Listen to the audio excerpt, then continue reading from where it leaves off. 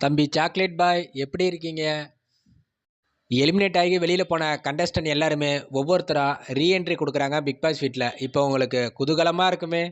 அடுத்ததா எந்த பொண்ணுக்கிட்ட ஃப்ளர்ட் பண்ண போகிறீங்க அப்படின்னு சொல்லிட்டு தான் பிக் பாஸ் பார்க்குற ஆடியன்ஸுக்கு தோணிட்டு இருக்கு.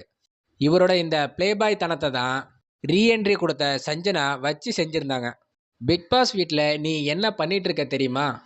நீ ஒரு பொண்ணை ஃப்ரெண்டு பிடிக்கிற, அந்த பொண்ணுக்கிட்ட ஜாலியாக பேசுகிற, டாஸ்க்கும் விளையாடுற, ஆனால் கடைசியில் அந்த பொண்ணே எலிமினேஷன் ஆக வச்சிடற பார்த்தியா?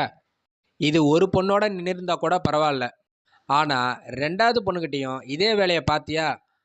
அதில் தான் பிக் பாஸ் பார்க்குற ஆடியன்ஸ் மட்டும் இல்லாமல் எனக்கே உன் மேலே டவுட் வருது. நீ நிஜமாவே சாக்லேட் பாயா இல்லை ப்ளே பாயான்னு. நீ அன்சிதாட்டையும் தர்சிகாட்டையும் அவ்வளோ க்ளோஸாக பழகியிருக்க வேணாம். நீ அப்படி பேசி பழகுனால தான் கிட்டத்தட்ட அவங்க 2 பேருக்குமே உன்னை பிடிச்சிருந்துச்சு. ஆனால் அவங்க 2 பேருமே நீ கஷ்டப்படுத்தி வெளில அனுப்பிட்ட. இதுல இருந்தே தெரியுது நீ ஒரு பக்கா ப்ளே பாய்ன்னு சொல்லிட்டு சஞ்சனா லெஃப்ட் ரைட் வாங்கிட்டாங்க.